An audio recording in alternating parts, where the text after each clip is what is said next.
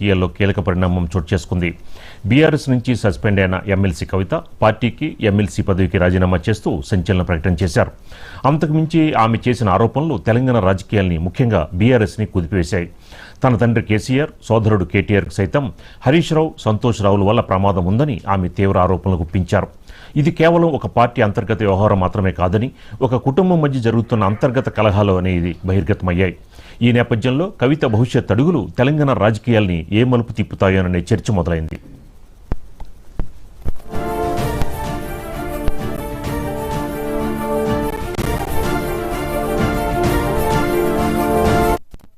రేవంత్ రెడ్డి గారు కాలు పట్టుకొని సరెండర్ అయినాక ఈ కుట్రలు స్టార్ట్ అయ్యాయి.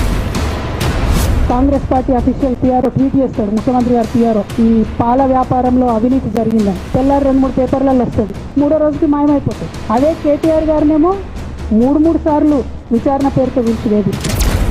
నేను పెద్ద ట్రబుల్ షూటర్ అంటారు. ట్రబుల్ షూటర్ కాదు, ఇంకా బబుల్ షూటర్. ఆయన ఏంటంటే ట్రబుల్ ఆయనే క్రియేట్ చేస్తాడు, చేసి నేనే సాల్వ్ చేసినట్టు నటిస్తాడు.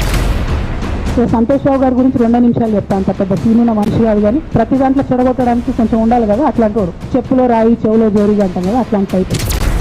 2018 ఎన్నికలలో బీఆర్ఎస్ నుండి సస్పెండ్ అయిన తర్వాత తొలిసారిగా మీడియా ముందుకు వచ్చిన ఎమ్మెల్సీ కవిత సంచలన వ్యాఖ్యలు చేశారు. హైదరాబాద్లోని తెలంగాణ జాగృతి కార్యాలయంలో నిర్వహించిన మీడియా సమావేశంలో ఆమె పార్టీ ప్రాథమిక సభ్యత్వానికి, ఎమ్మెల్సీ పదవికి రాజీనామా చేస్తున్నట్లు ప్రకటించారు.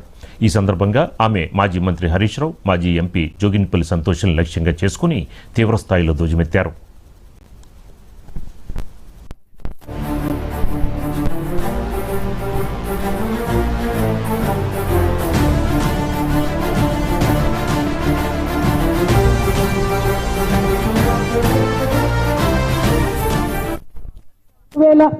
ఎన్నికలలో హరీష్ రావు గారు 20-25 మంది ఎమ్మెల్యేలకు ఎన్నికలలో అడిషనల్ ఫండింగ్ ఇచ్చారు, పార్టీ ఇచ్చింది కాకుండా. ఏడికేలు వచ్చినాయి హరీష్ రావు గారు కానీ డబ్బులు 100% కాళేశ్వరంలో జరిగిన అవినీతి నుంచి వచ్చిన డబ్బులే. ఆయన ఆలోచన ఏం చేసిందంటే, ఏమన్నా కొద్దిగా అటు ఇటు అవుతుందేమో రిజల్ట్, నా దగ్గర ఎమ్మెల్యేస్ ఉండాలని ఆలోచన చేసి. మీకు అసలు అట్లాంటి ఆలోచన ఎందుకు వచ్చింది?